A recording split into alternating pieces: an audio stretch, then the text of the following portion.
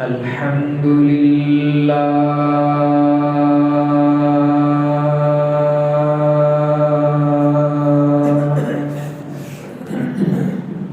Pause recording button. Window recorder. الحمد لله نحمده ونستعينه ونستغفره ونؤمن به ونتوكل عليه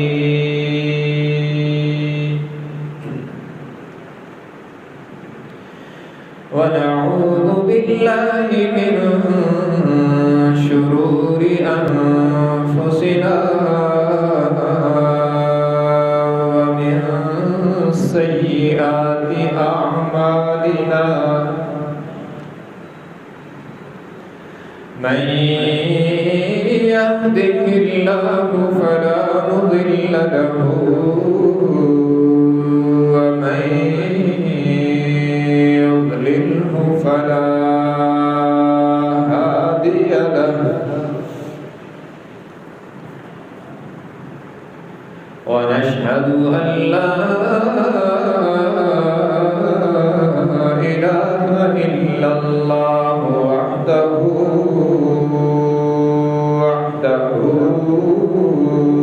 لا شريك له ونشهد أن سيدنا وسندنا وشفيعنا وقائدنا الأعظم وهادينا ومرشدنا ومأوانا ومرجعنا ومولانا محمدا عبده ورسوله أرسله بالحق بشيرا ونذيرا وداعيا إلى الله بإذنه وسراجا منيرا وصلى الله تعالى عليه وعلى آله وأصحابه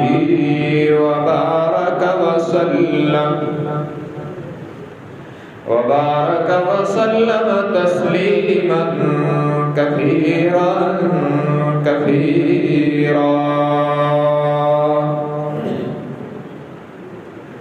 أما بعد فأعوذ بالله من الشيطان الرجيم بسم الله الرحمن الرحيم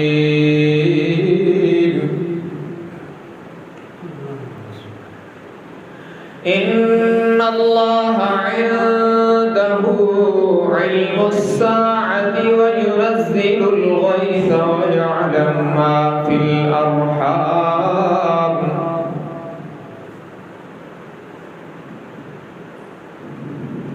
ما تدري نفس ماذا تكسب غدا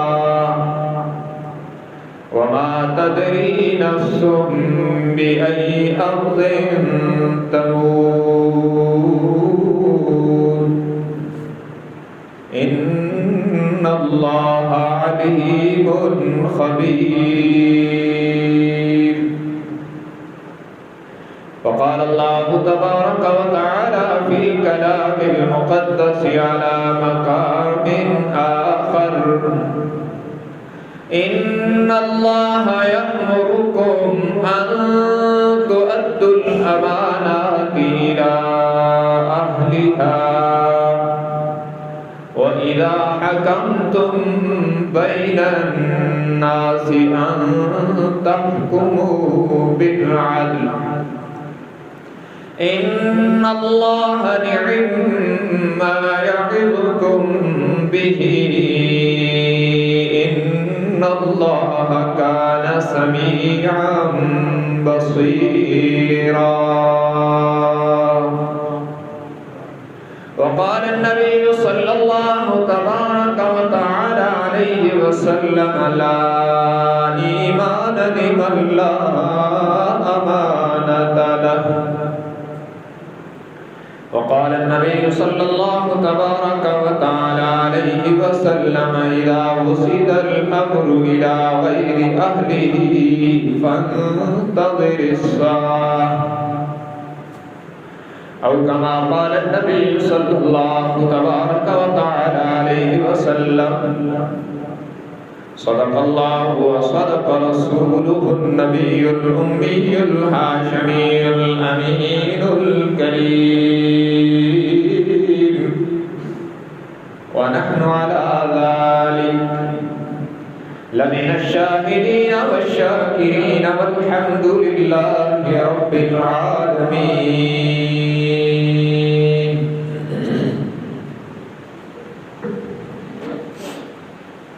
إن الله وملائكته يصلون على النبي يا أيها الذين آمنوا صلوا عليه وسلموا تسليما. اللهم صل على محمد وعلى آل محمد كما صليت على إبراهيم وعلى آل إبراهيم إنك حميد مجيد. اللهم بارك على محمد وعلى آل محمد كما باركت على إبراهيم وعلى آل إبراهيم إنك حميد مجيد.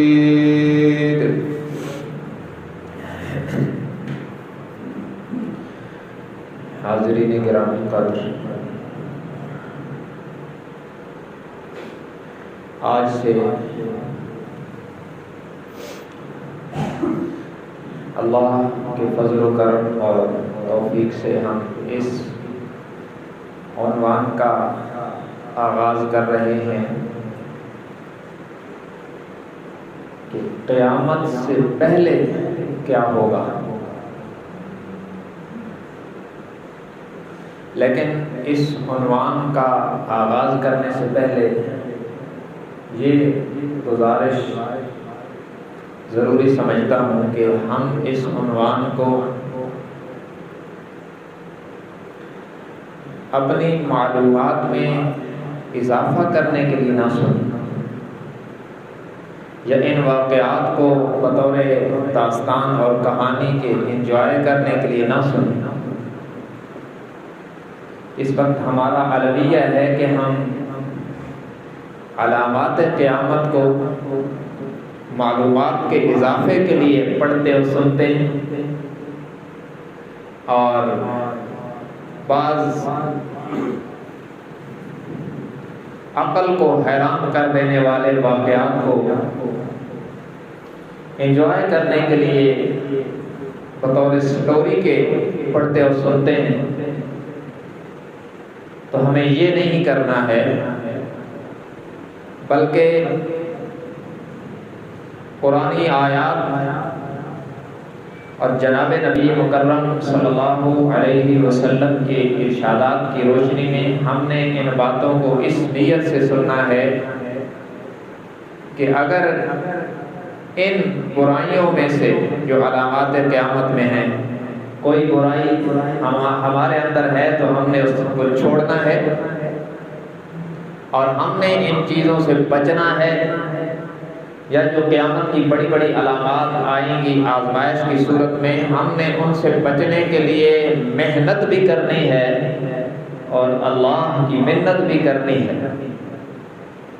اگر یہ مقصد ہو تو فائدہ ہے، اور اگر علم میں اضافے کے لیے اور انجوائمنٹ کے لیے اس چیز کا تذکرہ کیا جائے تو پھر وہی عارضی وقت گزاری ہوگی، پھر فائدہ نہیں ہوگا۔ جناب نبی مکرم صلی اللہ علیہ وسلم نے جو امت کو یہ چیزیں بتلائی تو وہ علم میں اضافے کے لیے نہیں بتلائی، بلکہ شفقتاً بتلائی کہ میری امت ان سے بچتی رہے۔ اب یہ بات ذہن میں رکھیں کہ علامات قیامت کی نشانیاں دو طرح کی ہیں۔ ایک کو شریعت کی اصطلاح میں، شریعت کی بولی میں کہتے ہیں علامات صغریٰ، اور دوسری قسم کی نشانیوں کو کہتے ہیں علامات کبریٰ۔ علامات صغریٰ کا معنی ہے چھوٹی نشانیاں، اور علامات کبریٰ کا معنی ہے قیامت کی بڑی نشانی۔ کیونکہ قیامت کب آئے گی اس کا سوائے اللہ کے کسی کو نہیں پتا، یہاں تک کہ حضرت جبرائیل علیہ السلام نے حضور علیہ السلام سے صحابہ کے سامنے سوال کیا انسانی شکل میں آ کر۔ وہ جو مشہور حدیث جبرائیل ہے، مشکات میں بھی ہے، دیگر ہماری مین سٹریم کی کتابوں میں، اس میں مختلف سوالات کیے گئے۔ ان میں ایک سوال یہ بھی کیا، متی الساعہ، یا رسول اللہ صلی اللہ علیہ وسلم قیامت کب آئے گی؟ تو آپ نے فرمایا مل مسئول عنہا بعالم من السائل، قیامت کب آئے گی اس کا مجھے بھی نہیں پتا، اور پوچھنے والے جبرائیل تجھے بھی نہیں پتا۔ تو پھر انہوں نے پوچھا کہ اس کی نشانیاں کیا ہیں؟ تو آپ علیہ السلام نے علامات قیامت بتلائی۔ اور اسی طرح یہ حقیقت قرآن کریم میں بھی ہے کہ 5 چیزیں جن کو موغبات خمسہ کہا جاتا ہے۔ قرآن کریم سورہ لقمان کی آخری آیات میں ہے کہ ان کو سوائے اللہ کے کوئی نہیں جانتا، ان کا حقیقی اور کلی علم سوائے اللہ کے کسی کے پاس نہیں۔ ان میں پہلی چیز کیا ہے؟ ان اللہ عنده علم الساعہ، قیامت کا حقیقی علم اللہ کے پاس ہے، کب آئے گی، کس لمحے کس وقت آئے گی، کون کیا کر رہا ہوگا، یہ ساری تفصیلات کا علم اللہ کے پاس ہے۔ یہاں تک کہ اللہ کے بعد جس ہستی کو سب سے زیادہ علم اللہ نے عطا فرمایا انہیں محمد صلی اللہ علیہ وسلم کہتے ہیں، انہوں نے بھی فرما دیا کہ مجھے بھی نہیں پتا۔ تو حقیقی علم اللہ کے پاس ہے۔ وَيُنَزِّلُ الْغَيْثَ، بارش کب، کہاں اور کتنی برسے گی، اس کے کتنے قطرے ہوں گے، کہاں کہاں فائدہ دیں گے، کہاں کہاں نقصان دیں گے، بارش سے متعلق یہ تفصیلی اور یقینی علم سوائے اللہ کے کسی کو نہیں۔ وَيَعْلَمُ مَا فِي الْأَرْحَامِ، تیسری چیز مادہ کی رحم میں کیا ہے، شقی ہے، سعید ہے، کتنی عمر پائے گا، کیا کیا کھائے گا، کیا کیا کمائے گا، کیا کرے گا، یہ پوری تفصیل کا علم سوائے اللہ کے کسی کے پاس نہیں۔ وَمَا تَدْرِي نَفْسٌ مَاذَا تَكْسِبُ غَدًا، اور چوتھے نمبر پہ فرمایا کوئی نہیں جانتا کہ وہ کل کیا کرے گا۔ بندہ کچھ چاہتا ہے اور کل اللہ کچھ اور کر دیتا ہے۔ انی عرفت اللہ بفسوق العزائم، حضرت علی فرماتے ہیں میں نے ارادوں کے ٹوٹنے سے اللہ کو پہچانا ہے کہ میں نے چاہا یہ کروں اور تقدیر نے کچھ اور کر دیا تو مجھے معلوم ہو گیا کہ کوئی اور ہے جو نظام ہستی چلا رہا ہے۔ اور پانچویں چیز وَمَا تَدْرِي نَفْسٌ بِأَيِّ أَرْضٍ تَمُوتُ، کوئی نہیں جانتا کہ وہ کب کہاں اور کیسے مرے گا سوائے اللہ کے۔ ان چیزوں کا علم کسی کے پاس نہیں۔ کس کے پاس ہے؟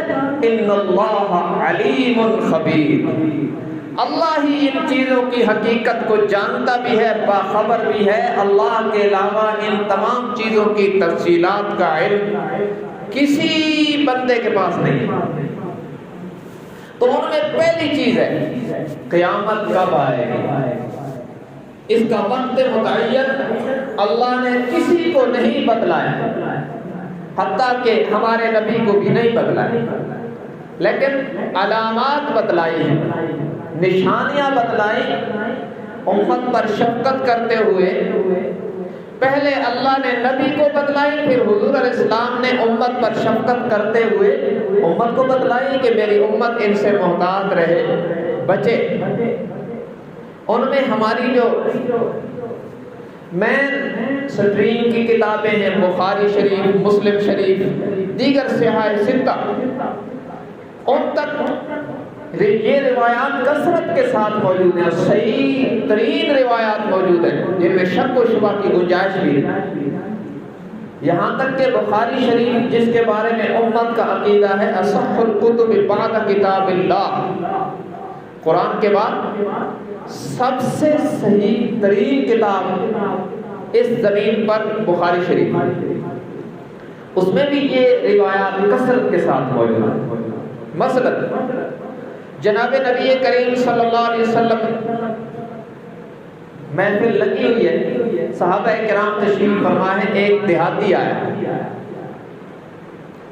اور یہ عرب کے دیہاتی آتے تھے تو بسا کا صحابہ کہتے ہیں یہ عجیب عجیب سوال کرتے تھے، جو سوال ادب کی وجہ سے ہم نہیں کرتے تھے، دیہاتی جو لوگ آتے تھے وہ آداب سے واقف نہیں ہوتے تھے، وہ عجیب عجیب سوال کر دیتے تھے جس سے ہمیں بھی فائدہ ہو جاتا تھا، علم حاصل ہو جاتا تھا۔ اس نے آگے پوچھا کہ قیامت کب آئے گی؟ تو آپ نے فرمایا کہ قیامت کا علم اللہ کے پاس ہے، کسی کو نہیں پتا قیامت کب آئے گی۔ اس نے پوچھا کہ اس کی نشانیاں کیا ہیں؟ تو آپ نے فرمایا اذا ضیعت الامانۃ فانتظر الساعۃ، جب امانتیں ضائع کی جانے لگیں گی تو پھر قیامت کا انتظار کرنا۔ اس نے عرض کی یا رسول اللہ صلی اللہ علیہ وسلم آپ مزید وضاحت فرما دیں، بات مجھے سمجھ میں نہیں آئی۔ آپ نے فرمایا اذا وصل الامر الى غیر اہلہ فانتظر الساعۃ، جب عہدے اور منصب نااہلوں کے سپرد ہو جائیں گے تو پھر قیامت کی انتظار کرنا۔ امانتیں ضائع ہوں گے، عہدے نااہلوں کے پاس جائیں گے۔ امانت کس کو کہتے ہیں؟ ہم یہی سمجھتے ہیں کہ کوئی چیز کسی کے پاس رکھنا کہ یہ آپ کے پاس امانت ہے، بس اسی کو امانت کہتے ہیں۔ شریعت کی بولی میں ہر ذمہ داری کو امانت کہتے ہیں۔ میرے اوپر بحیثیت مسلمان اللہ اور اللہ کے رسول صلی اللہ علیہ وسلم نے جتنی ذمہ داریاں عائد کی وہ سب امانت ہے۔ میرا جسم بھی امانت ہے اللہ کی، میرا علم بھی امانت ہے، ذہانت، صلاحیت اور اپنے اپنے درجے کی حکومت۔ ہر بندے کو اللہ نے اپنے اوپر بھی حکومت دی اور کچھ ماتحتوں پر بھی دی، بیوی بچوں پر بھی دی، یہ سب امانت ہے، ساری ذمہ داریاں امانت ہیں، اور ان میں سے کسی کو بھی ضائع کرنا یہ قیامت کی نشانی ہے۔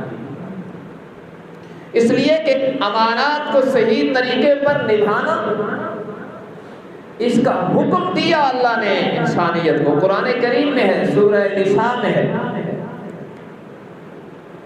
فرمایا ان اللہ یأمرکم ان تؤدوا الامانات الی اہلہا وَإِذَا حَكَمْتُمْ بَيْنَ النَّاسِ أَن تَحْكُمُوا بِالْعَدْلِ إِنَّ اللَّهَ نِعِمَّا يَعِظُكُم بِهِ إِنَّ اللَّهَ كَانَ سَمِيعًا بَصِيرًا۔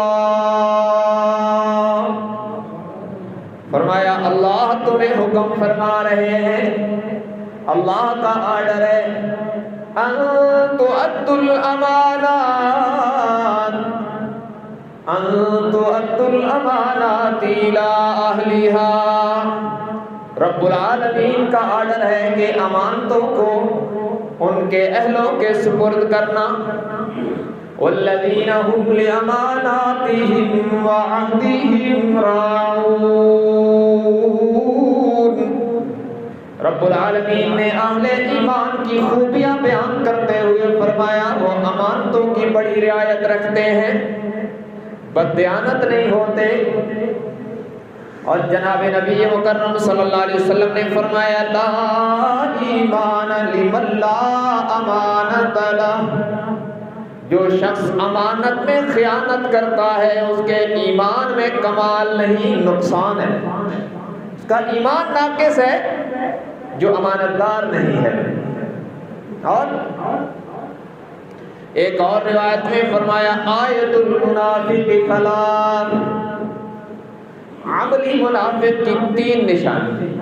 یاد رکھنا منافق 2 طرح کے ہوتے ہیں، ایک ہوتا ہے اعتقادی منافق، ایک ہوتا ہے عملی منافق، جو سمجھے ایک ہوتا ہے عقیدے کا منافق، ایک ہوتا ہے عمل کا منافق۔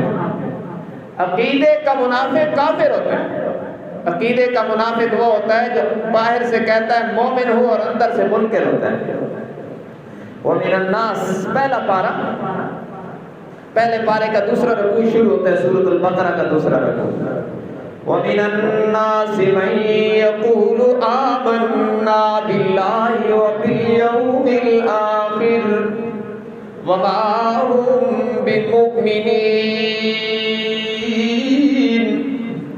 رب العالمین نے فرمایا بعض لوگ وہ ہیں جو کہتے ہیں ہم اللہ پر اور قیامت کے دن پر ایمان رکھتے ہیں، حقیقت یہ ہے کہ ان کی زبان کے دعوے ہیں، دلوں میں ایمان نہیں۔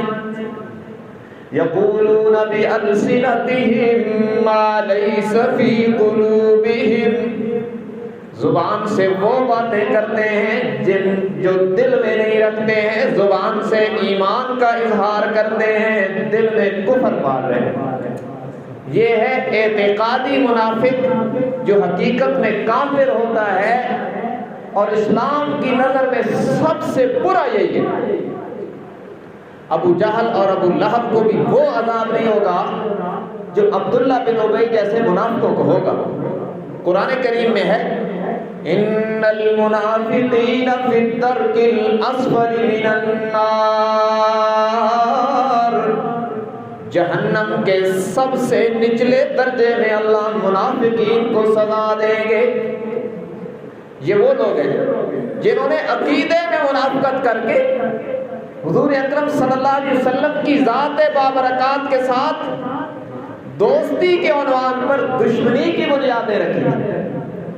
ان کا سردار تھا عبداللہ ابن ابی، جس کے متعلق قرآن کہتا ہے والذی تولی کبرہ منہم لہ عذاب عظیم، وہ جو ان کا بڑا تھا نا ان کے لیے اس کے لیے عذاب بھی بڑا تیار ہے۔ یہ اعتقادی منافق ہے، اس دور میں بھی تھے آج بھی ہیں، اس دور میں بھی تھے اور آج بھی وہی ہیں جن کے ہاں تقیہ عبادت ہے۔ وہ کہتے ہیں کہ زبان سے کہو سب کچھ مانتے ہیں اور اندر سے کہو کچھ بھی نہیں مانتے۔ ان کی پہلی صف میں نمازیں بھی پڑھو اور انہیں کو نقصان بھی پہنچاؤ۔ یہ اعتقادی منافق رافضیوں کے شکل میں آج بھی موجود ہے۔ ظاہری بیان کچھ ہوتا ہے اور اندر سازشوں میں کچھ ہوتا ہے، یہ بہت خطرناک ہے، اور یہ اعتقادی منافق کافر ہوتا ہے۔ ایک ہوتا ہے عملی منافق، وہ مومن ہوتا ہے لیکن اس کے ایمان میں کمال نہیں ہوتا۔ اس کی 3 نشانیاں، آیت المنافق ثلاث اذا حدث کذب، پہلی نشانی یہ ہے کہ وہ جھوٹ بولے گا۔ ابھی اگر ہم اپنے آپ کا جائزہ لے لیں کہ ہم اعتقادی طور پر تو منافق نہیں ہیں الحمدللہ، ہم دل و زبان سے جو کچھ جناب نبی کریم صلی اللہ علیہ وسلم نے اللہ سے لیا، امت کو دیا، ہم دل و زبان سے اسے تسلیم کرتے ہیں الحمدللہ، لیکن عملی طور پر بڑی گڑبڑ موجود ہے۔ اذا حدث کذب، جب بھی بولے گا تو جھوٹ بولے گا، اور ہمارے ہاں کتنا عام ہے یہ۔ اور قیامت کی علامات میں جناب نبی کریم صلی اللہ علیہ وسلم نے فرمایا ان بین یدی الساعۃ کذابین، قیامت کی علامات میں ہے کہ جھوٹ عام ہو جائے گا، جھوٹ کا رواج ہو جائے گا۔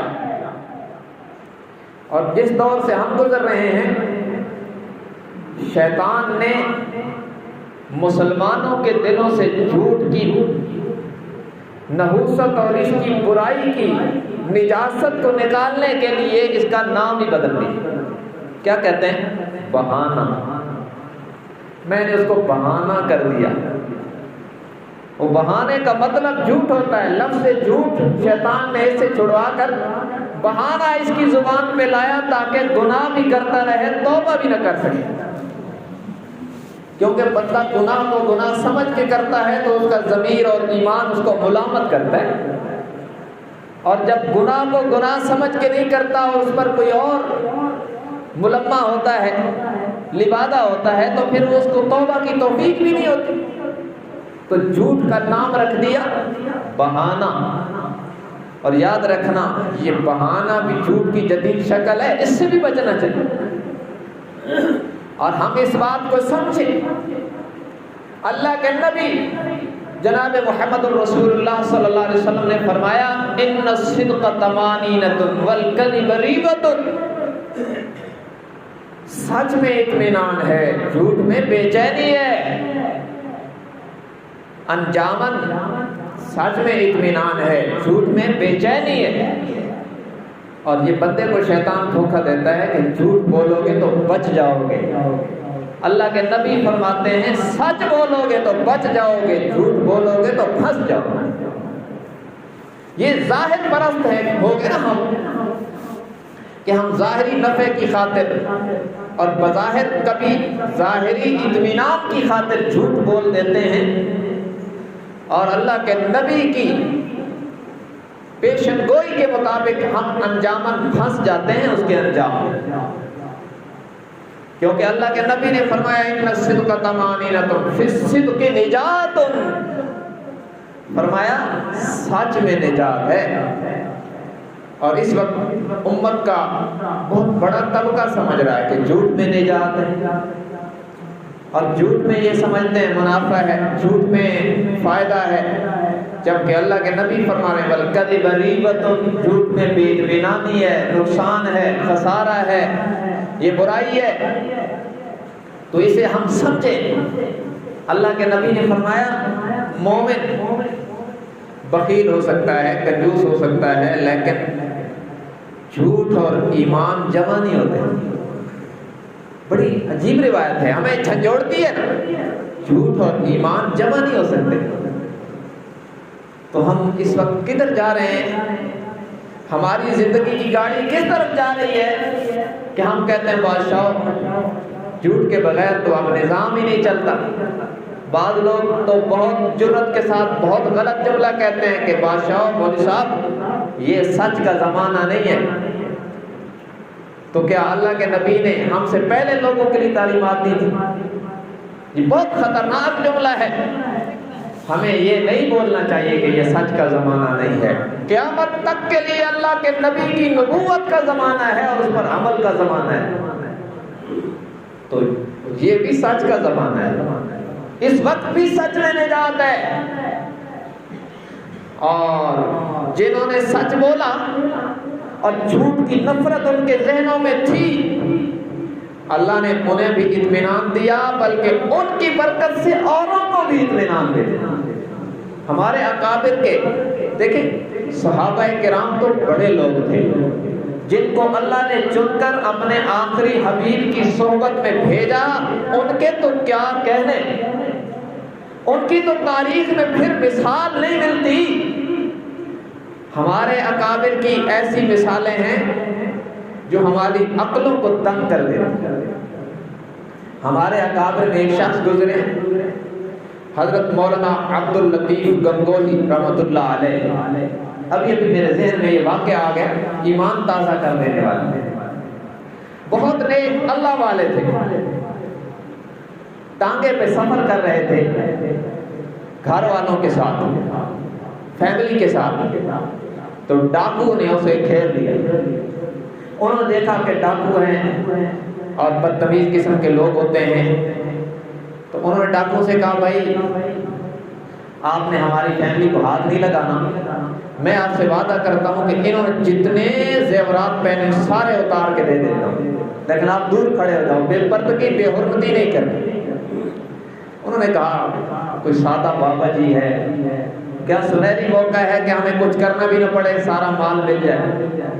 انہوں نے کہا ٹھیک ہے جی۔ سائڈ میں بیٹھ کے انہوں نے اپنی خواتین کے زیورات جتنے تھے سارے اتار کے دے دیے۔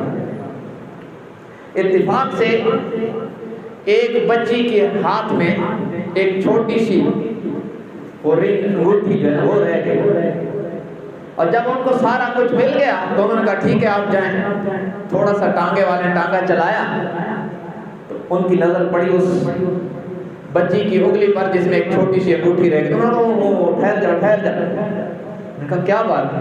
نے کہا میں نے ان سے وعدہ کیا تھا کہ سارے زیورات اتار کے دوں گا، اور یہ جو انگوٹھی رہ گئی اس کا مطلب تو یہ ہے کہ میں نے جھوٹ بولا ہے۔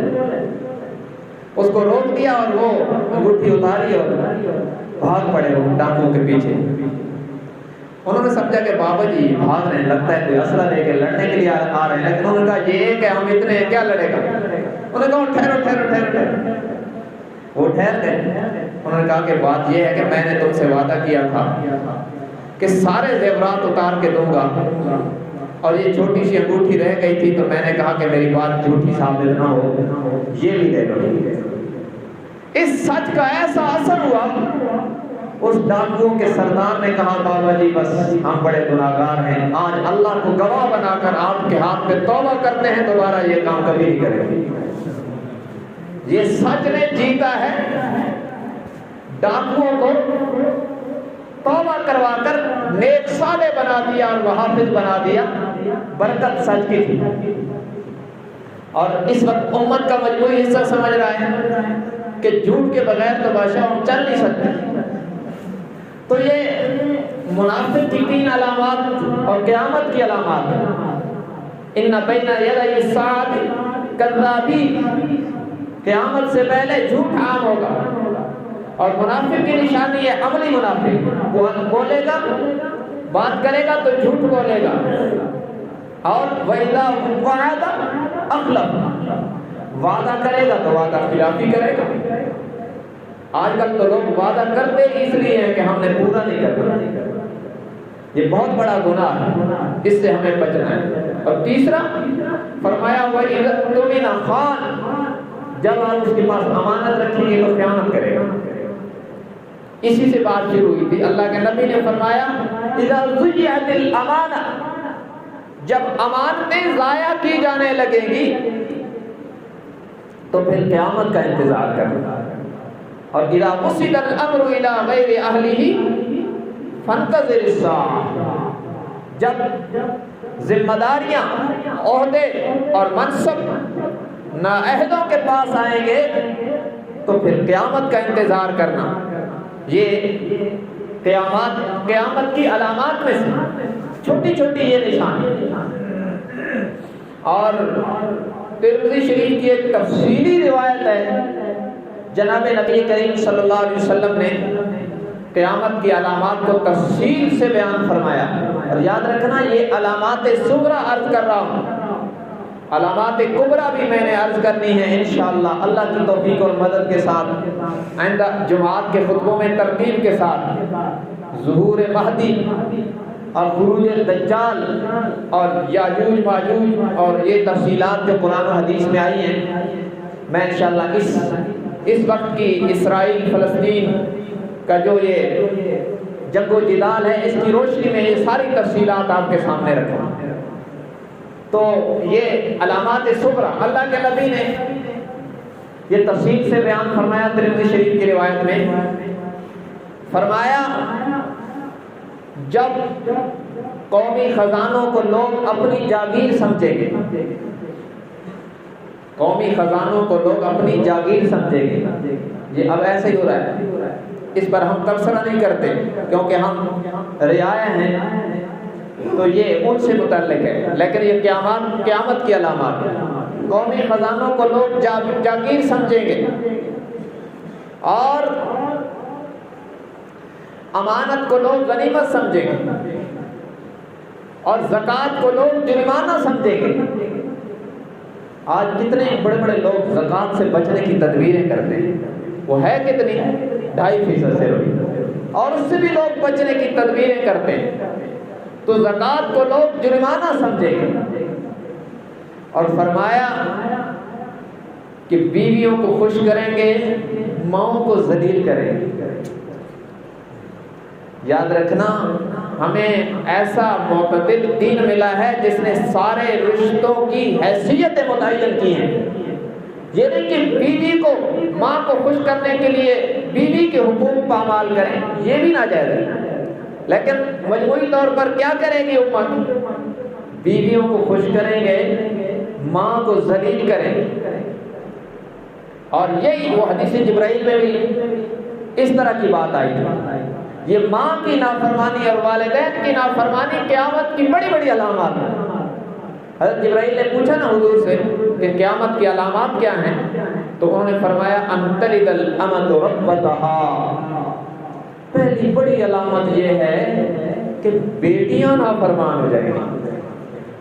ماں کا تعلق بیٹی سے بہت کلوز ہوتا ہے، تو اس کو فرمایا کہ اتنا بگاڑ آئے گا کہ بیٹیاں بھی نافرمان ہو جائیں گی اور لوگ بڑی بڑی عمارتوں پر فخر کریں گے. اور فرمایا ننگے پاؤں چلنے والے اور بکریاں چرانے والے امیر ہو جائیں گے اور وہ بڑے بڑے محلات میں بسیں گے، یعنی تغیر احوال ہو جائے گا.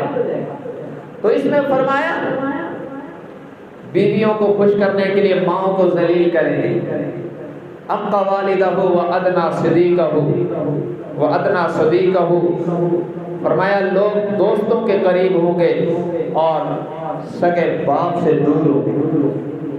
سگے باپ سے بات کرے گا تو غرائے گا، دوستوں سے بات کرے گا تو مسکرائے گا.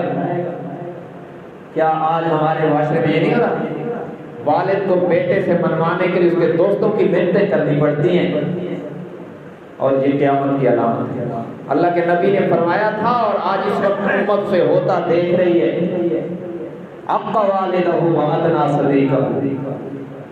ماں باپ سے دور ہوگا، دوستوں کے قریب ہوگا. وظہرت القائنات. پیشہ ور گانے والیاں معزز ہو جائیں گی. کہ آج گلوکاراؤں کو انعام نہیں ملتے، حکومتی سطح پر ناچنے والیوں کو انعام دیے جاتے ہیں اور قرآن پڑھنے والوں کو دہشت گردوں کی فہرستوں میں لا کر ذلیل کیا جاتا ہے. ہمارے معاشروں میں یہ نہیں ہوا، آپ نے نہیں دیکھا کہ مسجدوں کے اسپیکر اتروا دیے اور ان کو ایوارڈ دیے. یہ قیامت کی علامت. اذا ظہرت القائنات. گانے والیاں معزز ہو جائیں گی، گانے بجانے کا رواج ہو جائے گا. وارتفعت الاصوات فی المساجد. مسجدوں میں شور ہوگا، لوگ نمازوں کے لیے آئیں گے تو مسجدوں میں مارکے لگائیں گے. یہ نہیں ہو رہا ہمارے معاشرے میں. تو یہ سب کچھ قیامت کی علامات ہیں.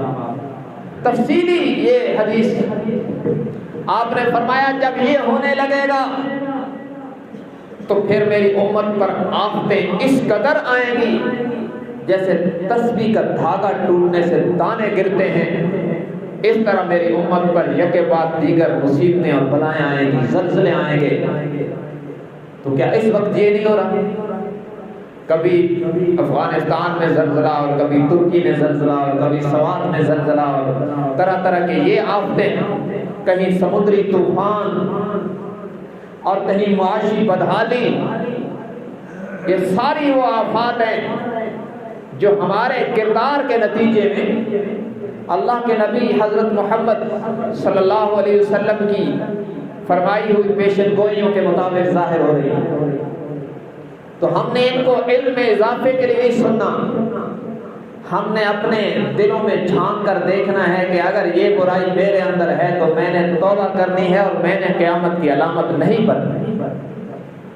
ہم نے اس کے لیے محنت کرنی ہے، اسے انجوائے نہیں کرنا۔ میں نے دیکھنا ہے کہ میں اگر امانت میں خیانت کر رہا ہوں تو توبہ کر لوں، اگر جھوٹ بول رہا ہوں تو توبہ کر لوں، اگر مجھ سے وعدہ خلافی ہو رہی ہے تو مجھے توبہ کرنی چاہیے، اگر کوئی نافرمانی ہے والدین میں سے کسی کی تو مجھے اس سے باز رہنا چاہیے، مجھے قیامت کی علامت نہیں بننا ہے۔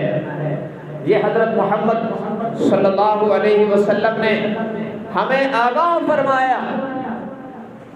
اور یاد رکھنا، دین پر عمل کرنے کے لیے اور ایمانی کیفیات کو اس قدر مضبوط کرنے کے لیے کہ میں گناہ چھوڑنے کی پوزیشن میں جاؤں، ہمیں اس پوزیشن پر جانے کے لیے کہ ہم اپنے آپ کو بریک لگا سکیں۔ ایمان میں اتنی پاور ہونی چاہیے کہ مسلمان اپنے آپ کو گناہ کے موقع پر بریک لگا سکے۔ یہ بڑی جناب 22 فٹ کے ٹرالے کو بریک لگا سکتا ہے اور 6 فٹ کے انسان کو بریک نہیں لگا سکتا۔ یہ اس کو روک دے گا، اس کی ہینڈ بریک کھینچ کے اس کو جام کر سکتا ہے، لیکن اپنی چند سینٹی میٹر کی آنکھ کو نہیں روک سکتا، کیونکہ ایمانی طاقت نہیں ہے۔ یہ ہم سمندر کی جھاگ کی طرح اس وقت موجود ہے، ہماری اصلیت نہیں ہے۔ وہ جھاگ ابھرتی ہے اور بیٹھ جاتی ہے اور کچھ وقت کے بعد اس کا وجود ہی مٹ جاتا ہے۔ تو اندر سے ہم ایمانی کیفیات ہماری کھوکھلی ہو گئی، اس لیے ہم نے بڑے بڑے جہازوں کو بریک لگا دی، لیکن اپنی چند انچ کی زبان کو بریک نہیں لگا سکتے، چھوٹے سے کان کو بریک نہیں لگا سکتے، چھوٹی سی آنکھ کو نہیں روک سکتے۔ یہ کیفیات کیسے پیدا ہوگی کہ میرا ایمان اس پر جو سیاہی پڑی ہے وہ دھلے اور میرے دل میں ایمان کا چراغ روشن ہو، وہ چمکے اور میرے عمل میں نظر آئے اور میرے اندر وہ ایمانی طاقت پیدا ہو جو مجھے نیکی کا شوق دلائے اور گناہ سے بریک لگائے۔ یاد رکھنا، یہ اللہ والوں کی صحبت سے ملتا ہے۔ آپ کو قرآن حدیث کہاں سے ملے گا؟ یہ ان علماء سے ملتا ہے، منبر و محراب کے ورثاء سے ملتا ہے، اور دینداروں کی صحبت، جس کی مجلس میں آپ بیٹھیں گے، جن لوگوں سے گپ شپ ہوگی، جن لوگوں سے اٹھنا بیٹھنا ہوگا، نہ چاہتے ہوئے بھی ان کی صفات بندے کے اندر منتقل ہو جاتی ہے۔ اور نیک لوگوں کی اور اللہ والوں کی صحبت کا حکم خود اللہ نے دیا ہے۔ یہ 11واں پارہ ہے اور سورہ برات کا سیکنڈ لاسٹ رکوع ہے، اس کی پہلی آیت۔ فرمایا یا ایھا الذین آمنوا اتقوا اللہ وکونوا مع الصادقین۔ ایمان والو تقوی اختیار کرو۔ تقوی کسے کہتے ہیں؟ کوئی مشکل نہیں، احتیاط کے ساتھ شریعت پر عمل کرنے کا نام تقوی ہے۔ فرمایا یا ایھا الذین آمنوا اتقوا اللہ وکونوا مع الصادقین۔ ایمان والو تقوی اختیار کرو، اللہ سے ڈر جاؤ۔ بندے کے ذہن میں سوال آیا الہ العالمین بہت کمزور ہوں، شیطان بڑا طاقتور اور بڑا شاطر دشمن ہے، مجھ میں مقابلے کی طاقت و قوت نہیں، کیا کروں؟ فرمایا وَكُونُوا مَعَ الصَّادِقِينَ، میرے سچے اور نیک بندوں کی ہم نشینی اور ان کی مجلس سے اختیار کیا کر، اس کی برکت سے اللہ تیرے دل کو بھی روشن کر دے گا۔ اور جناب نبی کریم صلی اللہ علیہ وسلم نے فرمایا لا یشقى جلیسهم ولا یخاب انیسهم، امت کے نیک لوگوں کے بارے میں فرمایا یہ اتنے خوش نصیب ہیں کہ ان کے ساتھ بیٹھنے والا بھی بدبخت نہیں ہوتا، ان سے محبت رکھنے والا بھی ناکام نہیں ہوتا، جو ان کی ہم نشینی اختیار کرتا ہے اگرچہ کمزور ہوتا ہے لیکن ان کی مجالس میں اور ان کی ہم نشینی میں اللہ نے وہ برکات رکھی ہیں کہ اللہ اس کمزور کو بھی کامیاب بنا دے گا۔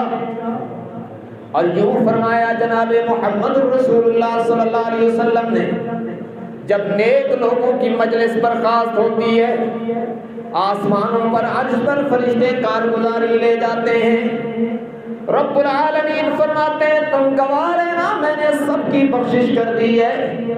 وہ عرض کرتے ہیں یا اللہ ہمیں ایک بندہ ایسا بھی تھا جو ذکر کرنے نہیں آیا، تلاوت کرنے نہیں آیا، جنت کی طلب کرنے نہیں آیا تھا، جہنم سے ڈرنے اور جہنم سے پناہ مانگنے نہیں آیا تھا، لیکن تیرے نیک بندوں کے ساتھ بیٹھا ہوا تھا۔ رب العالمین کی رحمت جوش میں آتی ہے اور فرمایا جاتا ہے گو کہ یہ ان کے ساتھ ذکر و تلاوت میں تو شریک نہیں تھا لیکن میرے نیک بندوں کے ساتھ تو بیٹھا تھا نا، لو اس کی برکت سے ان کی برکت سے اس کے لیے بھی مغفرت کا اعلان ہو رہا ہے۔ تو یہ علماء اہل دین، اہل قرآن، دین سیکھنے سکھانے والے لوگ اور دین کی اشاعت کی فکر کو لے کر چلنے والے لوگوں کے ساتھ اٹھنا بیٹھنا، ان کی ہم نشینی اور ان کی مجلس اختیار کرنا ایمان کی تازگی کا ذریعہ ہے۔ یوں سمجھے جیسے آپ تندور کے پاس جا کے کھڑے ہو جائیں، تندور پہ تندوری روٹیاں لگا رہا ہے، اس کو تو تپش محسوس ہو رہی ہے، آپ جب کھڑے ہوں اس کے ساتھ 10 منٹ اور 10 منٹ کے بعد آپ نکلیں گے تو آپ کے کپڑوں سے بھی دھوئیں کی بو آئے گی، اور کسی عطر والی دکان پہ چلے جائیں گو کہ خوشبو نہ خریدیں لیکن 5-10 منٹ وہاں رہیں تو آپ کے کپڑوں سے بھی باہر آپ نکلیں گے تو آپ کے وجود سے خوشبو آئے گی۔ اسی طرح جب اللہ والوں کی مجلس میں جائیں گے تو اگر ان کی مجلس میں بیٹھ بھی جائیں گے تو انشاءاللہ آپ کے عمل سے ایمان کی خوشبو آئے گی۔ تو یہ سنہری موقع رائے وڈ کا سالانہ اجتماع یہ 2 تاریخ سے شروع ہے، آئندہ مہینے کی 2 تاریخ سے رائے وڈ کا سالانہ اجتماع شروع ہے، اور اب تو ہمارا نمبر بھی 2 سال بعد آتا ہے، پتہ نہیں کس کو نصیب ہوگا پھر۔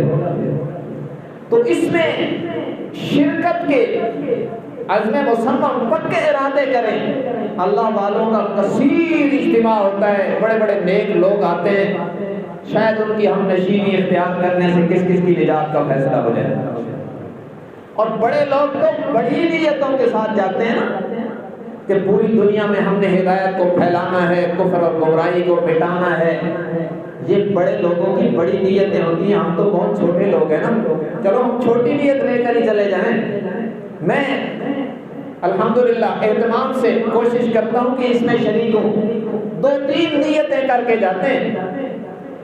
ایک تو یہ کہ جناب نبی کریم صلی اللہ علیہ وسلم نے فرمایا، یہ روایت تو آپ نے کثرت سے سنی ہوگی کہ 2 آدمیوں کی الگ الگ نماز اگر وہ جماعت سے پڑھ لیں نا، 2 آدمی اگر جماعت سے نماز پڑھ لیں، ایک امام اور ایک مقتدی ہو تو وہ 4 آدمیوں کی الگ الگ نماز سے افضل ہے، اور 4 آدمیوں کی جماعت کی نماز 8 بندوں کی الگ الگ نماز سے افضل ہے، اور 8 بندوں کی جماعت کی نماز 100 بندوں کی 8 بندوں کی جماعت کی نماز 100 بندوں کی الگ الگ نماز سے افضل ہے۔ اور رائے گڑھ میں لاکھوں کی جماعت میں جب کوئی میرے جیسا گناہگار کھڑا ہوگا تو ہو سکتا ہے کہ یہی 2 رکعتیں اس کی نجات کا ذریعہ بن جائیں۔ وہ کتنا بڑا ثواب ہے۔ اور ایک اور بات جو صاحب ہدایہ نے لکھی ہے، ہماری فقہ کی کتابوں میں ایک کتاب ہے ہدایہ شریف، اس میں انہوں نے جماعت کی نماز کی عظمت بیان کرتے ہوئے جو کچھ عربی میں لکھا میں آپ کو اردو میں بتا رہا ہوں۔ انہوں نے لکھا جماعت کی نماز کی فضیلت بیان کرتے ہوئے، اس میں حدیثیں بھی ہیں، اس میں قرآن کی آیات بھی ہیں، لیکن انہوں نے ایک اور بات لکھی۔ انہوں نے لکھا کہ جب امام کے پیچھے کئی لوگ کھڑے ہوتے ہیں نا، تو یقیناً کچھ لوگ تو ایسے بھی ہوتے ہیں جن کی نماز اللہ کے ہاں قبول ہوتی ہے، جن کی نماز اللہ کو پسند ہوتی ہے، اللہ ان کی قبول فرماتے ہیں۔ فرمایا جب کچھ کی قبول ہوتی ہے نا تو اللہ کی رحمت سے یہ بعید ہے کہ ایک امام کے پیچھے کھڑے ہونے والوں میں سے کچھ کی نماز کو قبول کر کے باقیوں کی رد کر دے۔ کچھ نیک بندوں کی برکت سے سب کی قبول ہو جاتی ہے۔ اور یہ تو اس مسجد کی بات ہے جہاں 10 20 40 50 لوگ کھڑے ہوتے ہیں، ان میں بھی کوئی ایک آدھ تو مقبول ہوگا، اور جہاں لاکھوں انسانوں کی جماعت کھڑی ہوتی ہے ان میں بہت سارے مقبولان بارگاہ الہی ہوتے ہیں۔ جب ان کی قبول ہوتی ہے یقیناً تو ان کی برکت سے میرے جیسے گناہگاروں کی بھی قبول ہو جائے گی۔ ہم اس امید پر جاتے ہیں۔ اور تیسری بڑی نیت یہ کرنی ہے کہ وہاں عالمی فکر کی جاتی ہے کہ پوری دنیا میں اسلام کا احیاء کیسے ہو، پوری دنیا میں ہدایت کی ہوائیں کیسے چلیں، پوری دنیا میں ہدایت کیسے پھیلے اور گمراہی کیسے مٹے۔ تو ہم بھی جا کر ان کے ساتھ ہم نشینی اختیار کرتے ہیں۔ شاید اسی کی برکت سے، جیسے میں نے ابھی آپ کو حدیث سنائی کہ فرشتے کہتے ہیں یا اللہ یہ ذکر کرنے تو نہیں آیا تھا، اہل مجلس کے ساتھ اس کو تو کوئی کام تھا، یہ بیٹھا تھا۔ تو اللہ فرماتے ہیں ان لوگوں کے ساتھ بیٹھنے کی برکت سے اس کی بھی جنت کا فیصلہ کر رہا ہوں۔ تو ہم بھی کچھ وقت ان کے ساتھ گزارتے ہیں، ذکر و تلاوت اور دیگر وظائف میں اور اعمال میں ان کے ساتھ شریک ہو جاتے ہیں، بیانات میں بیٹھ جاتے ہیں۔ گو کہ ہم چھوٹے لوگ ہیں، لیکن ہو سکتا ہے کہ نارے نمرود میں چڑیا چونچ سے پانی کے قطرے پھینک رہی تھی، اللہ نے اس کو بھی پسند کر دیا۔ تو ہو سکتا ہے کہ کوئی میرے آپ جیسا گناہگار وہاں چلا جائے اور محبت میں ان کے ساتھ بیٹھ جائے، تو ہو سکتا ہے قیامت کے دن پوری دنیا میں دین پھیلانے والوں کو جب اللہ انعام دینے لگے تو ہم گناہگاروں کو بھی نواز دیں۔ تو اس کا بڑا فائدہ ہے، اس لیے وہاں تشریف لے جائیں، اجتماع کے لیے وقت نکالیں، انشاءاللہ بہت فائدہ ہوگا۔ اور یہ آنکھیں بند ہونے کے بعد وہ آنکھیں کھلیں گی تو نظر آئے گا۔ تو اس لیے اپنے تمام تقاضے مؤخر کریں، وہاں جائیے۔ وہاں کا دھکا بھی ہو سکتا ہے جہنم کے دھکے سے نجات دلا دے۔ حدیث میں آتا ہے نا الٹے منہ گھسیٹ کر جہنمیوں کو جہنم میں پھینکا جائے گا۔ تو وہاں جو دھکے لگتے ہیں، میں جو اس نیت سے بھی جاتا ہوں کہ مجھے دھکے زیادہ لگتے ہیں، تو شاید یہی دھکا کوئی قبول ہو جائے اور اللہ کہے کہ چلو میرے دین والوں کے ساتھ، میرے نیک لوگوں کے ساتھ شریک ہونے کے لیے اس معذور بندے نے دھکا کھایا تھا، ہو سکتا ہے اسی کی برکت سے اللہ کہے چلو اسی دھکے کے صدقے اس کو جنت میں بھیج دو۔ تو یہ وہاں تو دیکھنے والوں کو بھی دھکے لگ جاتے ہیں۔ تو یہ نیتیں لے کر اپنے تقاضے مؤخر کر کے اور اسے نجات کا ذریعہ سمجھ کر اور آخری سمجھ کے تشریف لے جائیں، دعاؤں پر آمین کہیں۔ ہو سکتا ہے ان کی برکت سے میرے اور آپ کے گناہ بھی معاف ہو جائے۔ اللہ کی رحمت چھم چھم برستی ہے، اس لیے میں اپیل کروں گا کہ سارے تقاضے مؤخر کریں اور عزم مصمم کریں اور اس موقع پر ضرور شرکت فرمائیں اور ان کے لیے دعا بھی کریں کہ اللہ تبارک و تعالیٰ انہیں کامیاب فرمائے۔ اور انشاءاللہ یہ عنوان جاری ہے، علامات قیامت کی تفصیل، یہ عنوان انشاءاللہ آئندہ جماعت میں اللہ نے زندگی اور توفیق دی تو جاری رہے گا اپنی تفصیلات کے ساتھ۔ اللہ تبارک و تعالی ہم سب کو دین حق کی صحیح سمجھ اور اس پر عمل کی توفیق عطا فرمائے۔ وآخر دعوانا الحمدللہ رب العالمین۔